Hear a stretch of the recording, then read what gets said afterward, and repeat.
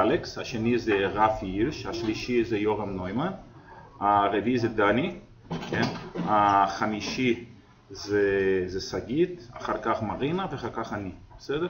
אז לפי הסדר, זה הראשון זה אלכס, שאנחנו ננסה לתקתק בגלל שאנחנו מאוד באיחוד ויש אנשים שבאו מרחוק. אז בבקשה מרינה, אם את רוצה להציג את ה...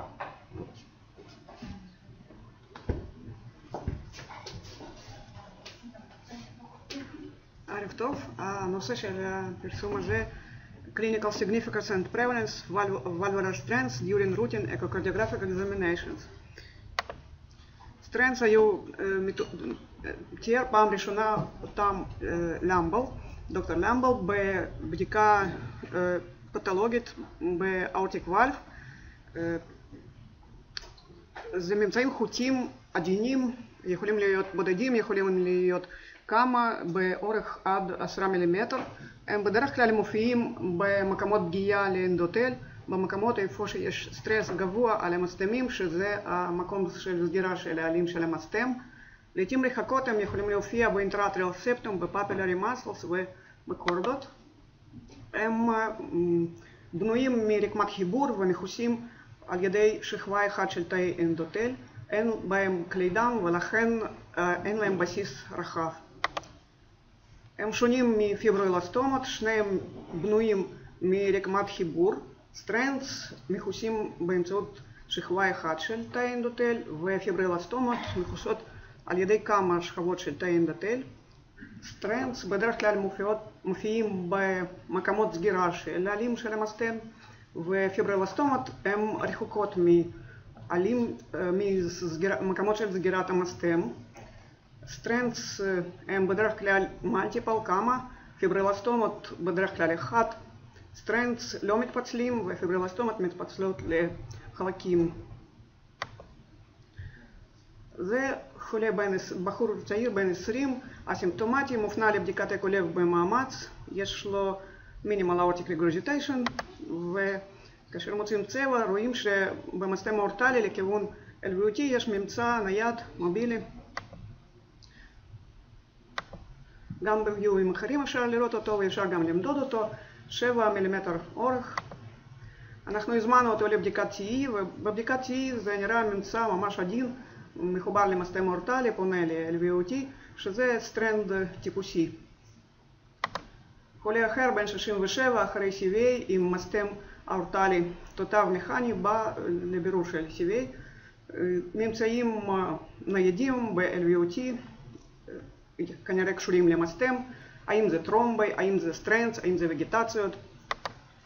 לחולה לא היה חום, CRP היה תקין ותרביות דם היו שליליות, INR היה תרפויטי, ואנחנו עשינו לו TE. ב-TE נראים ממצאים חוטים עדינים, שזה מתאים לסטרנדס. סטרנדס שהם על פרוסטטיק ואלבס יכולים להיות פיברינוס ויכולים להיות קולגנוס. פיברינוס, סטרנדס קשורים לאנטיקואגולציה לא אדקוותית, או הם יכולים להתפתח אחרי טיפול טרומבוליטי לסטאק פרוסטטיק ואלב. קולגנוס סטרנדס לא שונים מבחינת הטבע שלהם מסטרנדס שמופיעים על המסתמים נטיביים. במחקרים קודמים סטרנדס תוארו בעיקר בבדיקות TE, גם ראו אותם בבדיקות TE, הם היו קשורים לסטרוק, איסקמיק סטרוק, TIA, כל מיני תופעות טרומבואמבוליות, במיוחד אצל אנשים צעירים.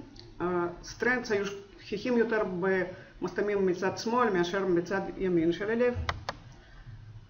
אנחנו שמנו לב שבמכשירים אקו לב מתקדמים שיש לנו כרגע אפשר לראות סטרנדס הרבה פעמים בקו-טרנס-טרוקלי, ולכן רצינו לראות האם אנחנו, לאיזה אוכלוסייה של אנשים חולים אנחנו כן מוצאים את הסטרנדס.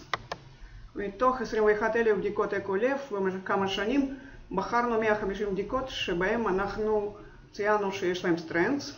ראינו שפיק של סטרנדס מופיע בגיל 61-70 עד ל-70, אחר כך שכיחות הסטרנדס יורדת, כנראה בגלל שיש הרבה קלסיפיקציות ומסתמים נראים יותר מעובים וקשה לראות אותם.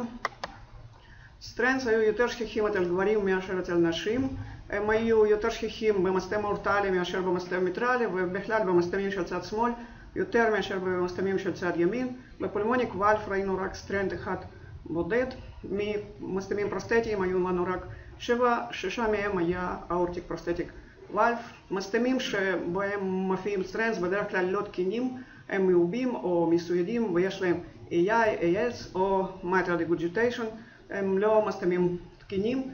אם יש strengths על מסתם מיטרלי, הם בדרך כלל תופסים האספקט עלייתי של מסתם מיטרלי או אספקט חדרי של מסתם אורטלי, כלומר יש להם vegetation-like location predominantly. זה סטרנט טיפוסי על מסתם אורטלי וסטרנט נדיר שמצאנו במסתם פולמונרי. על חלק מהחולים עקבנו עם בדיקות אקו עוקבות במשך כמה שנים וראינו שהסטרנט שלהם לא משתנים למשך שנים. זה אישה צעירה עם פרוסטטיק אורטיק ואלף שבמשך כמה שנים יש לה אותו אמצע חוטי במסתם אורטלי, מכני, לא משתנה וחולה סימפטומטית. אנחנו השווינו 150 חולים שהיו להם סטרנטס לעומת 150 חולים אחרים שלא היה להם סטרנטס, ומצאנו שחולים שיש להם סטרנטס יש להם פי 2 יותר תופעות טרומבואמבוליות שונות, בעיקר סטרוק, TIA, CVA, לעומת החולים שאין להם סטרנטס, ואין להם הבדל במורטליטי בין שתי הקבוצות ואין הבדל בקומורבידיטיס אחרים.